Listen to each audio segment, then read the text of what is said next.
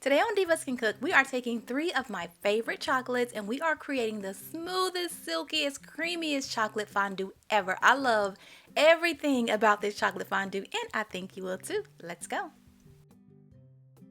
Okay, so before you make your fondue, you want to go ahead and prep all of your little dippers. Anything that you think would taste good dipped in chocolate, use it. Think outside of the box. Go with salty and crunchy and different textures. Bacon, oh yes, bacon is so good. But yeah, just use whatever you like. Okay, now let's talk about the chocolate. These 3 right here, y'all. This Dove milk chocolate, Dove dark chocolate, and this white chocolate. Oh my goodness. This is my favorite combination when it comes to making chocolate fondue. Everybody always loves it. It's not too sweet, it's not too bitter. Just a nice balanced chocolate. Now I always use Dove because I really do think that Dove is the best candy bars in stores. You can use your favorite candy bars, but yeah, I go with Dove all the time. It's just so creamy. I love it.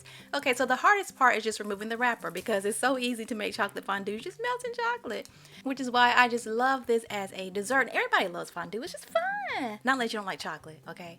Okay, so there's my chocolate ready to go. I'm going to add some heavy whipping cream into my little pot here and some whole milk. I like using those 2 together because I feel like the texture is so good. It's like thick, but yet it coats beautifully.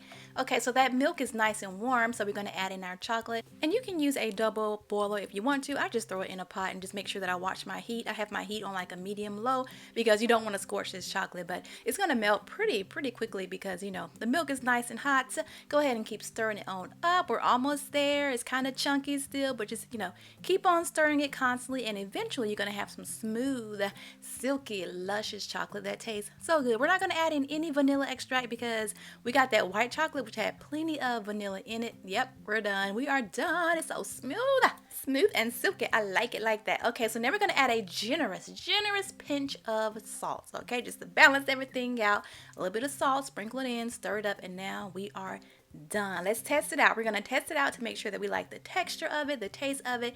I like to use pound cake, my favorite fondue dipper ever, pound cake.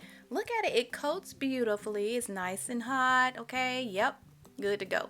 If it was too thick, you could add in some more milk, but it's perfect just like this.